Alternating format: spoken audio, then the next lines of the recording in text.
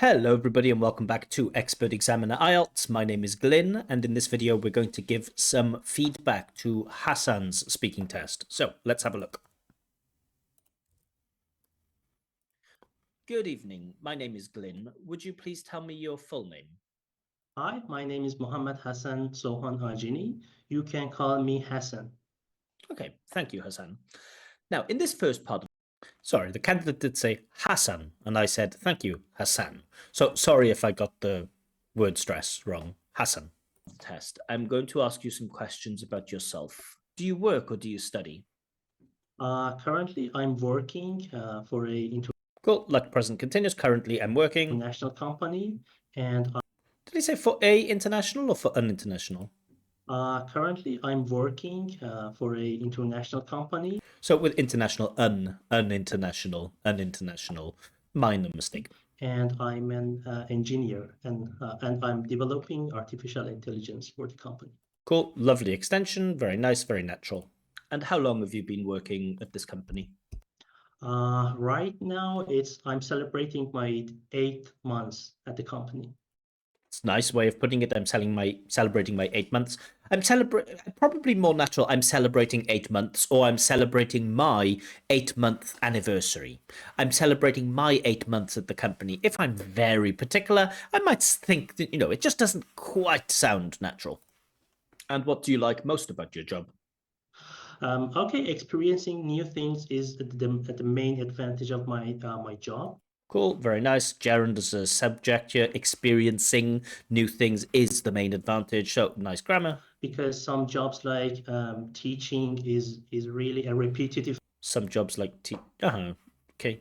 process, and you do not most of the times you don't go. So it's a repetitive process. Very nice. American pronunciation of process instead of the British process, the American process. But that's okay. You can use American pronunciation, no problem. For new things. So I really like my job because I have the opportunity to experience new things and develop pieces of software. Cool, nice extension again. Candidate is very comfortable in part 1. And do you think you will continue working in this industry for the next 5 years? For sure, because I really like my Candidate answers the question directly, for sure, without any hesitation, and starts developing. All good stuff. major, and I really like my job, as is they are in the same category, they are in the same field, so I'm really fond of it. Yes. Well, I'm really fond of it. Now, I'm not a big fan of these terms fond of and keen on because I know, candidates all over the world, not just in IELTS, but in all exams, they try to, the teachers always say, don't use like, use keen on, use fond of. And I feel like they're a little bit overused. They're a little bit old-fashioned in the UK, like, I'm fond of it. But it's still perfectly acceptable. The candidate has used it with good effect, so, fine. Right, has used it to good effect. Let's move on now and talk about your morning routine. What time do you usually get up during the week? Okay, during the week, I usually get up. Just notice a small bit of fingerprint language from the candidate, which is this okay. So he's answering, in most questions, the first thing he says is okay. And sometimes that can put, not a strain on the listener, but it can be just a little bit odd to answer every question with okay. Like, what's your name? Okay, my name is John. Okay, what do you do for fun? Okay. It's like, I don't know, it's just a strange way of answering it. I know a lot of people use actually, a lot of people use definitely, a lot of people use of course, a lot of people use well. This candidate uses okay, okay. So just be careful with that, You don't have to say okay in response to every question. Up at 11, and I have a really brief breakfast. I don't eat. A brief breakfast. I don't know about brief breakfast. Brief can mean short or fast, but I don't know if it collocates well with breakfast. A quick breakfast sounds a little better. Eat too much for my breakfast, and yeah, I start my day like this. And do you like to sleep longer at the weekend? For sure. I'm absolutely like say A little bit of breakdown, just a little bit. getting up at 11 or 12 is pretty common, pretty usual for me at the weekends. So yeah, I really go. It's just a small, strange human thing, not an examiner thing. Candidate said he usually wakes up at 11 during the week. And then I asked him if he likes to sleep longer at the weekend. And he says, yes, it's quite usual for him to sleep till 11 or 12. But if he sleeps at 11 during the week, isn't that the same? But, okay. Doesn't matter. Doesn't matter. My brain. Go for it whenever I can. I don't like this go for it. I go for it. Go for it is like, go on, try. See what will happen. Go for it. Why not? Take a risk. Go for it. I don't know about this, like, I go for it when you talk about sleeping late. It's just not quite right. Is there anything about your morning routine that you'd like to change? I'll just show you that go for it again, just so you can hear. Common, pretty usual for me at the weekends. So yeah, I really go for it whenever I can. And again, it's probably maybe the candidate has learned go for something as a synonym of like decide to do something. Now, sometimes it can be used that way, but I definitely wouldn't use it for sleeping longer. And is there anything about your morning routine that you'd like to change? No, to be honest, I'm really satisfied by the way I live. Cool. Be satisfied by, be satisfied with is also fine. So I don't have any plan to change my routine. Very nice. I don't have any plan to change my routine. Quite complex. Now let's talk about maps. Have you ever used a paper map? No, to be honest, We've had no, to be honest, a couple of times back to back now. I saw them when I was younger, for Cool. Activating past simple quite easily. example, in the train stations and places like these. But nowadays, I'm going to use electron. Nowadays, I'm going to use. So there's a little bit of a mismatch there. Nowadays, present time, I'm going to use future time. So the adverbial, the time adverbial nowadays doesn't quite match, doesn't quite agree with the verb structure of I'm going to do something. Maps and searching the place on my phone. So no, I'm not going for paper maps. Again, candidate use I'm not going for. I just don't like this go for. My one small bit of advice I would say to this candidate is don't use go for. Twice you've used it, twice it sounded a bit strange. Just avoid it. Just never, ever, ever say go for. Never say it ever again. Of course, you can use it in your everyday life, fine, but use something else in IELTS. These days. And how often do you use a map application on your phone? Most of the time, I should say, because Like this, I should say. Nice. nowadays, when we want to go anywhere, we rely on, say, Google Just a little bit of a break. We rely on the speech just sounds a little bit more disjointed, but rely on is a good collocation. Maps and navigation maps. So yeah, this is pretty handy for me. Cool, pretty handy. Handy is a nice synonym of useful, and I guess it could be used here. And do you think some apps are better than others when it comes to maps?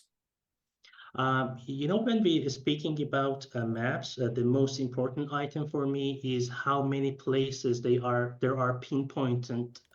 Cool, nice embedded question. How many places there are pinpointed? Nice. It is complex grammar. Good stuff. Pinpointed on the map.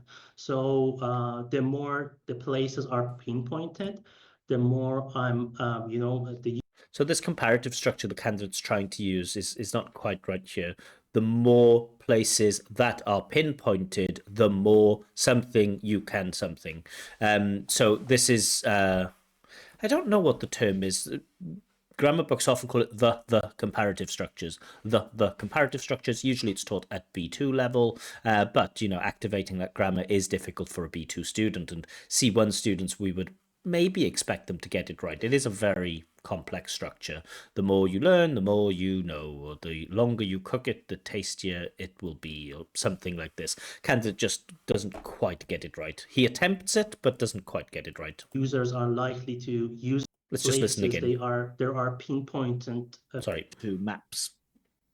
When we are speaking about maps, the most important item for me is how many places there are pinpointed. Here it comes now. Pinpointed on the map. So the more the places are pinpointed, the more places that are pinpointed, the more the users are likely to use them more. the more likely the users are to use them. The more places that are pinpointed, the more likely users are to use them. It's a complex bit of grammar. It's okay that you don't get it perfectly right. And yeah, this is the most important feature of a modern map. And how do you think these maps might change in the future? You know, I'm happy to report the candidate has stopped replying with okay, so that's good. the issue that most of the maps are struggling with is It has that like little Iranian notice is struggling. I've mentioned this before with Iranian candidates. When words begin with the letter S, they often throw in this little vowel sound. I would guess, I'm not sure, but I would guess that in Farsi, maybe there are no words that begin with the letter S, and so this is why it's unnatural, and this is why so many Iranian people say things like "is student," "is study," "is school," "is struggle." It's not so strongly noticeable with this candidate, but it is just slightly noticeable, and this is, I think, the third time. So just see if you can hear it. Instead of "they struggle," we get "is struggle." Is struggle. Just listen again. you know, the issue that most of the maps are struggling with is how The thing that most of the maps are is struggling with, is struggling with. You just hear that little Now, is that a big problem? No, it's just an interesting feature that I think, if you are Iranian and watching this, just know that this is something about this, like, Iranian English. This is a feature of Iranian English that could be seen as a pronunciation mistake, this adding of the uh, how frequent they are updating their information regarding Cool, wonderful embedding too. How frequent they are in updating their information. Gets the word order right here. This is tricky word order, but Candid gets it right. the new places, the traffic, and stuff like these. So yeah, there are lots of room that the maps can be improved regarding it. I don't know if I'd use room. Maybe room is okay. There's a lot of room for improvement, maybe. Yeah, room is good, but yeah, okay. But room for improvement is probably the most natural expression there. Aforementioned aspects. Okay, thank you. Cool. Aforementioned aspect, very nice. Really good with cohesion of the aforementioned aspect. Thank you. Now, in this next part, so comments on part one. Candidate is very relaxed. Candidate's pronunciation is very, very nice. I can understand him effortlessly. There are some parts where maybe the pronunciation is a little bit disjointed, so certainly not at the band 9 level, or maybe not even enough for band 8, but pronunciation definitely seems like a 7 so far, and I don't think that will change. Fluency is good. He's naturally developing. None of the questions really force him to break down. Sometimes there are a couple of occasions where, in the mid-sentence, he just kind of breaks down and repairs his language a little bit, but still he develops and he's willing to speak at length, does it naturally, extends his answers, uses some nice, linking devices. Really like the candidate's embedding. You might not know what embedding is. Don't worry. It's a bit of grammar. Grammar is very, very strong. I don't hear too many mistakes at all. That one attempt with that complex comparative structure, but apart from that, very strong and displays a wide variety of structures and sentences, so all good there. And vocab, very strong. Speaking about maps and speaking about morning routine, has no problem accessing and using that vocab relatively flexibly. So yeah, all good stuff so far for part one, but let's see if he can sustain this to part two. So the candidate has to speak about a memorable trip he took. So this is a trip, not a journey. And again, it's one of those pastime ones. So you have the opportunity to, as I say in every video, in part two, where you have to talk about the past, you have the opportunity to access narrative tenses, reported speech, future in the past modals, all of that good stuff, adverbs, adjectives, that type of stuff that we use when we tell stories. One thing I would advise all candidates to do is to do some work on storytelling, about how we tell stories, because probably about 50% of the IELTS part two long turns, maybe 50%, maybe slightly less, they ask you to talk about the past. And so if you know the type of grammar or the type of language that we use when we tell stories, and even the type of intonation that we use when we tell stories, this can be a huge benefit for part two. Most candidates don't approach it in that way. They just approach it, they just use past simple everywhere. And it's like, okay, it's a pity that you're missing out on so much beautiful language, but okay, let's see how the candidate does talking about a memorable trip he took. Mind you, you will have between 1 and 2 minutes to give your talk, and I will let you know when the time is up. Can you start speaking now, please? Okay, the memorable trip that I have had was a trip to north part of So just notice right off the bat here, the candidate going into part two just feels like his fluency has just dropped a little bit, and the speech has become a little bit more disconnected. the Iran, say Rasht city, and the city is placed between Cool. Is placed, is situated, is located, or just is, or is placed. Absolutely fine. some jungles, and the other side of the city is sea. So it's surrounded by very, say, eye-catching sceneries. I don't know about sceneries in the plural, but this eye-catching candidates trying to activate some nice flowery C1 descriptive language.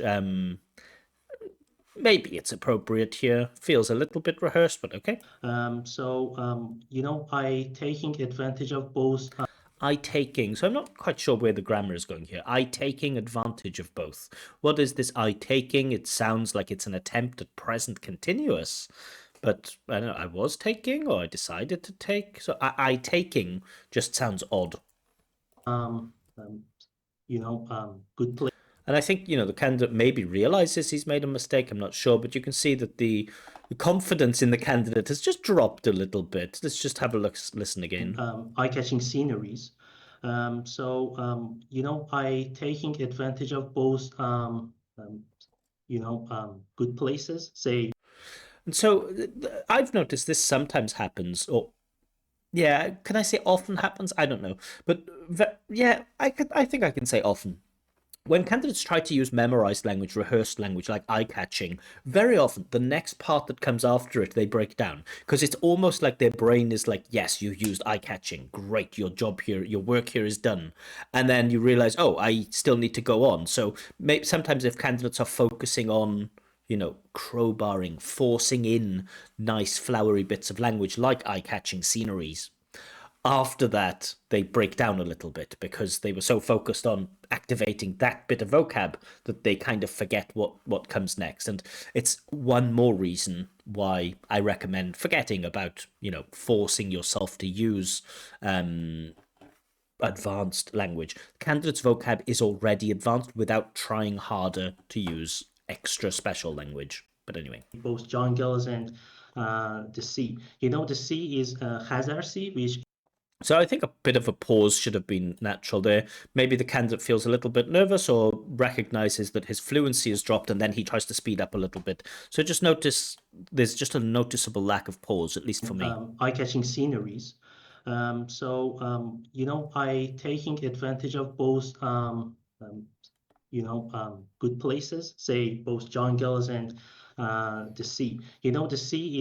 Both jungles and the sea. The sea just jumping in a little bit quickly. Now, again, these are minor details. I'm only looking at these minor details because the candidate is obviously a very, very strong English user. And so as an examiner, when you realize that the candidate is a strong English user, you forget about some of the intermediate, upper intermediate things, and then you start focusing on the difference between like C1 lower, C1 higher, C2. And so some of those things in fluency can make that difference about using those natural pauses. Is Hazar Sea, which is a sea that we have in common with some countries, and the most important one is Russia. And the people there have a strong bond with Russia and cool. Have a strong bond with, nice. With Russian people. So we can see some historical places, for example, some leftovers out of Russia.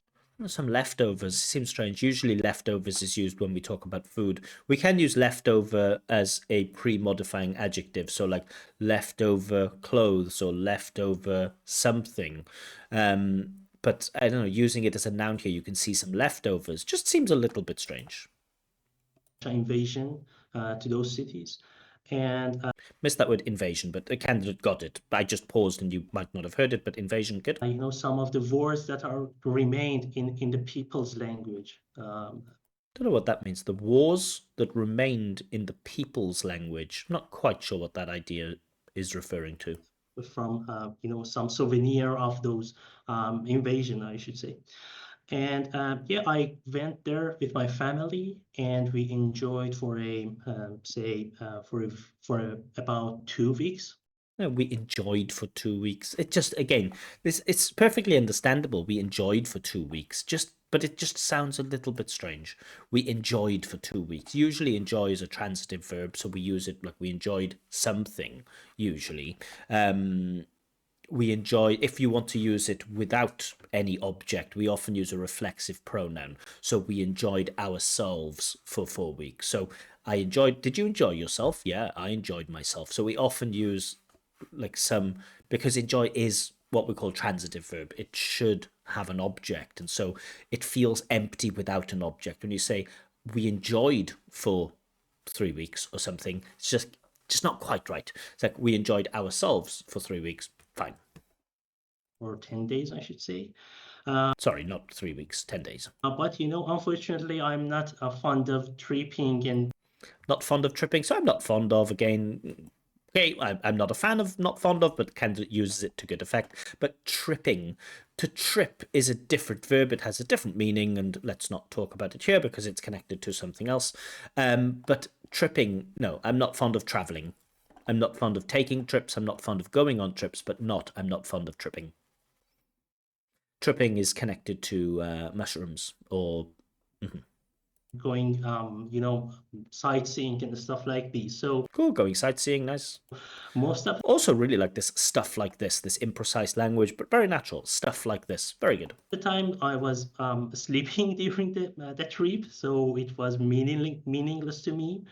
But my family Again, there's just a bit of a disconnect, like a memorable trip. Oh, I was sleeping the whole time, so it was meaningless. Well, the memorable trip that you took was meaningless? It's like, okay. and my father and my mother really enjoyed the trip, and But okay, maybe it's memorable because somebody else enjoyed it, and the candidate is more, I don't know, altruistic than the dear examiner. they have found some really special flowers in jungle, and they found some special fruits that only the locals, some locals know their names. It was really eccentric, Okay, with thank lots you. of And again, I don't know about eccentric to describe fruit. You could describe fruit as obscure, but I don't know about eccentric. Eccentric seems like it should be like a human quality. Or maybe music could be described as eccentric, but food, I don't know. Fruit, eccentric fruit, I guess obscure, exotic, perhaps. But okay, splitting hairs. Candidate does okay. I think his fluency dropped a little bit. Grammatical accuracy, there was just one or two little bits of grammar that were like, "Ooh, I taking," and few slightly misused words, but overall, candidate is still absolutely fine, still speaking with great confidence. And let's see how he does in part 3. So I think he's still on course at the moment for band 7, still seems to be on course. Part 3 can always change that, of course, because part 3 can be tricky sometimes, but let's see how he does. All right, so you've been talking about a memorable trip that you took. Let's talk about the importance of travel. Firstly, why do people enjoy traveling? seeing new places are really interesting for people. They can Seeing new places is interesting. So new places are, but seeing new places is. gather new information. They can experience some other places and how other people live, and their common practices may be useful for them. So Well, a few concrete examples might be nice here. There are many different things in etiquette. Like, I don't know, if you go to Bulgaria, you might notice that this doesn't mean yes and this doesn't mean no. They have like this weird thing. But there are many examples around the world or from city to city, and you might want to give like specific examples of some of those different customs or practices that might be different. I think it would help your answer. Yeah, there are lots of reasons to be curious about new places. You said that people can gather information. And what kind of information can people gather about other countries by traveling? So I'm just trying to dig in a little bit deeper to see if the candidate will offer detail. Okay, yeah, they are, for example, I can say they can be getting to know their culture, They can be getting to know. I don't know, but this can be getting to know. They can get to know is fine. how are their customs, and why Word order falls down. How are their customs? It should be how their customs are. But okay, candidate has been very good with word order so far in the test, so one little slip, we will forgive him. they are, why they are acting like these, why they are taking these actions, Yeah, but acting like what or taking which actions? I really want that detail now. Sorry. and yeah, their lifestyle may be interesting. And notice this life is style. So we don't get lifestyle, f together. Lifestyle, lifestyle. Again, this Iranian thing of life is style, life is style, is style, is style. I guess, yeah, just listen to it again. See if you can hear it. Life is style. Just hear that little Their lifestyle The life is style. may be interesting for them. And do you think it's more important for a person to visit different places in their own country or to visit different countries? Uh, you know, to be honest, I like the candidate's use of Some people don't like I think it's great. both of these kinds of trip have their own advantages and disadvantages. For example, you can go abroad, but it usually are It usually are. It usually are. Now, again, this is a slip. This is not an error. This is not like the candidate doesn't know how to use the verb to be. The candidate has demonstrated throughout the test that he knows how to use the verb to be. It's just that sometimes when we're speaking, we have little mistakes that creep in. Now, those mistakes don't count really strongly against you. When we mark the test holistically, we think of like all of the test. And so this little mistake with it are, I don't care. comes with higher prices to you. You Of course, if there were repetitive mistakes with it are or they is or something like this, then I would say that's a problem. That then becomes a mistake or a systematic mistake. But at the moment, it's just a little slip. definitely afford it to go to take these trips, but going to your local, let's say, One thing I will say is that the candidate does sit a little bit too close to his camera. It makes it difficult to edit. It makes it difficult to edit this because I'm quite close. I try to sit as far away as possible. But just a point for candidates, if you are watching, give me some space to edit. Sorry, just a small point. local people, and yeah, going for your country and see other cities of your country is really affordable for most of the people. Yeah, affordable, nice suffix there. And do you think all kinds of people can benefit from traveling? To be honest, it should be your cup of tea, because if you are Again, candidates trying to access this idiomatic language, cup of tea. Again, I don't like it, but I think the candidate has used it okay. not fond of doing This is the third time we've had fond of, and it's like, okay. activities, and you are a calm and a calm person, maybe it's not your cup of tea to go And the candidate's repeating cup of tea. Almost like, hey, examiner, did you notice I used cup of tea? If you didn't, let me use it again. Okay, fine. As an English teacher, I tend not to look at idioms too much. I know some people want it, but there's a big difference between for me, EFL, English as a foreign language, and ESL, English as a second language. But the candidate mentioned he has some plans to move to England. And so, because of that, learning EFL, English as a foreign language, like English as the English speak it, or English as the Australians speak it, or English as the Nigerians speak it, then you can learn some of those idioms and colloquialisms. So, candidate's fine. If he wants to learn idioms, he's moving to the UK, it could be useful. Go for, say, for a city in mountains because they are struggling with their daily They are is struggling. Yeah, this is struggling. I just hear it a little. activities, but you don't have enough energy. So the kind of place that you pick and choose must be in harmony with your personality, I believe. And do you think it must be in harmony with? Very nice. I like the candidate's vocabulary. It's very strong. Good for young children to visit other countries. For sure, because they are sort of developing their personalities and seeing other people's and their practices may affect their lifestyle. Seeing other people's, that's interesting. And candidate actually has used it correctly here. Um, Usually we have like one person, plural is people, but when we talk about peoples, we mean like different groups of people. So sometimes there's a little rule in English. You can make uncountable nouns plural, like different teas and cheeses and wines, and it means like different kinds of tea, different kinds of cheese, different kinds of wine, and so on. Different kinds of people. And I don't know, maybe they are learning and they are seeing something new that Also, they are e-learning. Again, this Iranian they are e-learning. people like me and you that are older and are How dare you accuse me of being old? Okay, sorry. have their own personalities. Maybe they can't see.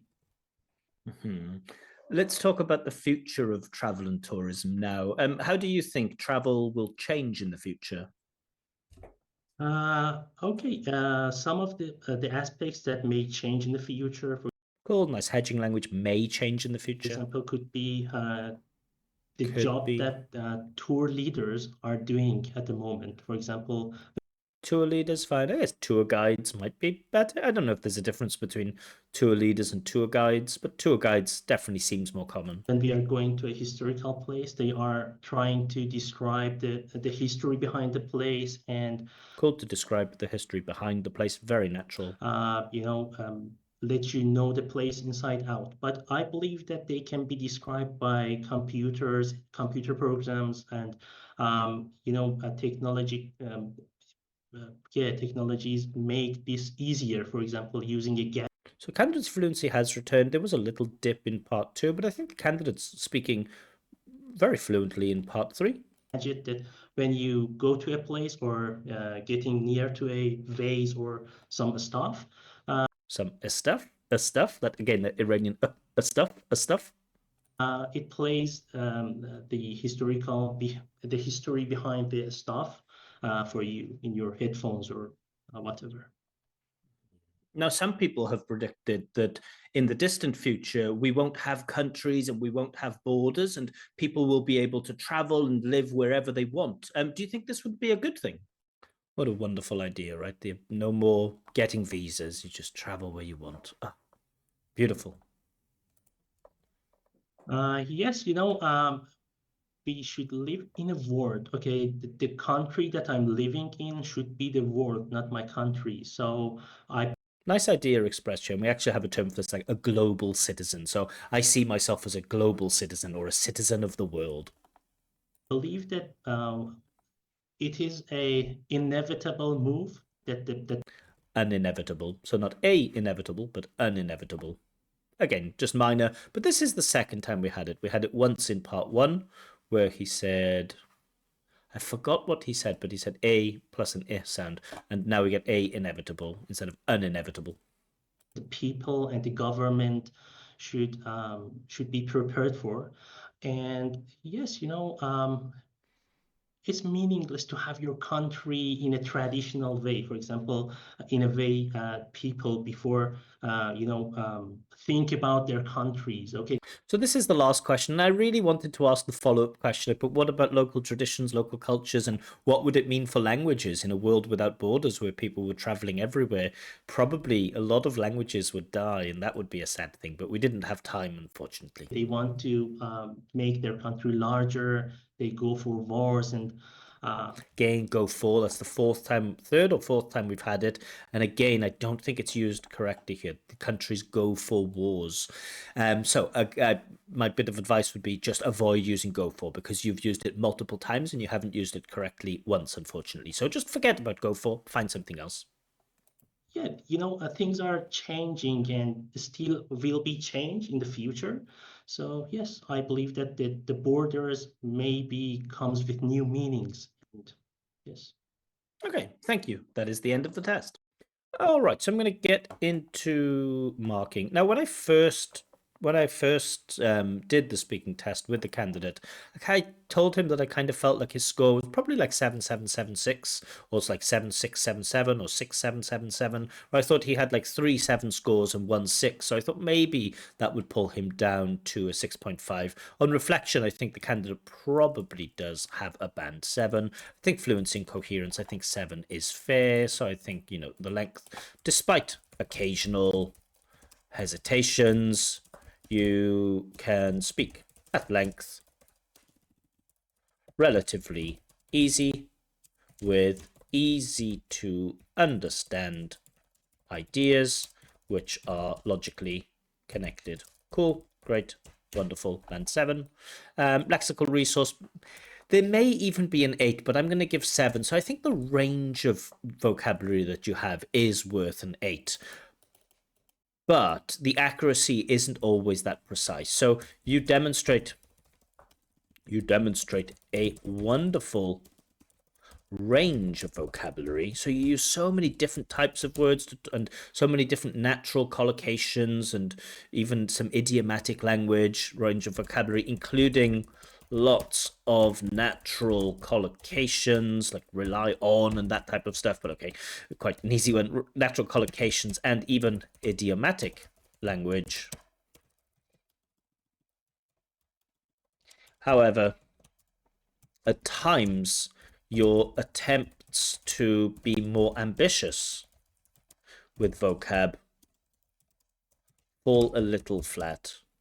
Like you use like eye-catching sceneries, which is like, okay, it's okay, but sceneries in the plural is a bit strange. And fond of was used, I think, like 4 times, and go for was used many times but incorrectly, and like a brief breakfast, just not quite right. And when we talk about, certainly with band 9, those are the type of minor things we would expect candidates to get right. And you are close to the band 8 with lexical resource, but I think there were just enough cases of imprecise vocab that makes me think, okay, probably closer to the 7, but okay. Grammatical range and accuracy, I'm also going to go with 7 for this. Again, I don't think you are far away from the 8. I think maybe in part 2 you could have activated a wider range of grammar. So your grammar is generally very accurate, although there are some errors when you attempt more complex structures.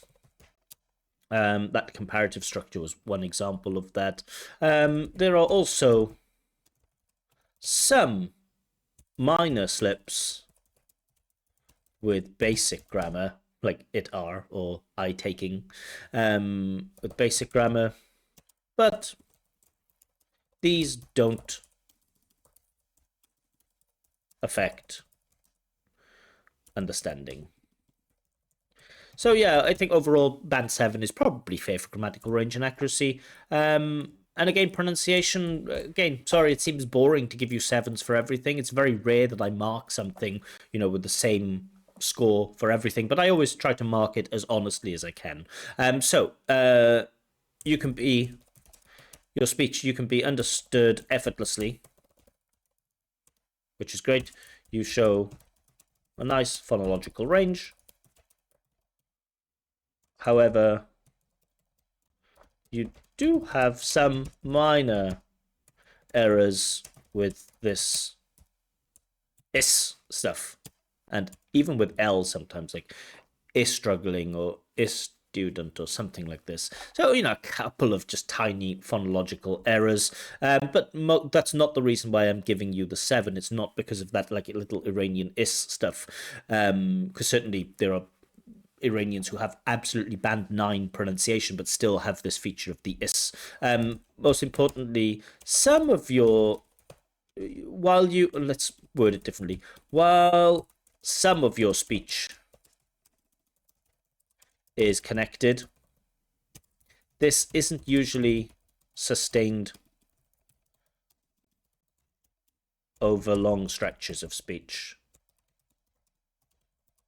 So at times it feels like you're just pronouncing not every word separately, but at times it just feels like you're not pronouncing things as connected as maybe a band 8 or a band 9 would be.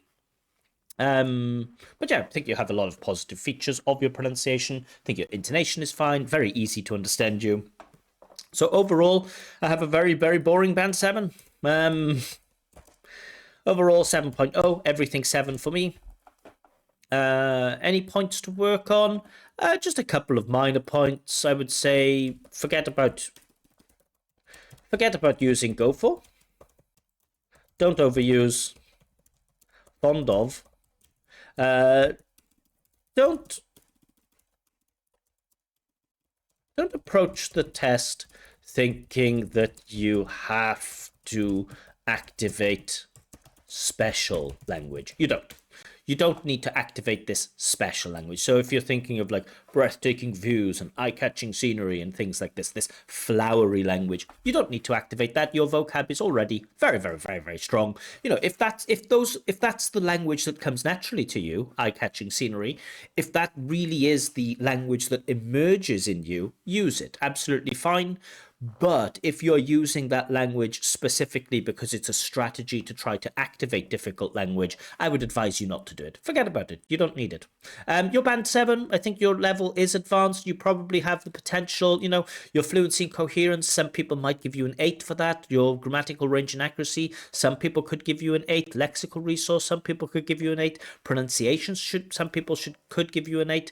I don't think you'll get 8.0 in the final test. I think it's more likely that you'll get 7.5, 7.0, or if you have a bad day, you'll get 6.5. So for me, your ceiling is 7.5, your floor is 6.5, and I expect you to get 7.0, which is C1, which is a very, very, very highly respectable score. C1 in any language is amazing. So yeah, really, really good stuff. I also should say I enjoyed speaking to the candidate, as I do all the candidates. We always have a bit of a chat before, a bit of a chat after. Yeah, candidate's a very, very smart guy, and I hope he is successful with the trip that he has planned, or the move that he has planned, shall I say. All right, so I hope you enjoyed this breakdown of this candidate's speaking test. If you would like your own free practice speaking test with this level of feedback, or if you would like me to check your IELTS writing, then you can request this on my Telegram channel. A link to the Telegram channel is given below. But I hope you all have a wonderful evening, and I will see you all very, very soon. Take care. Bye-bye.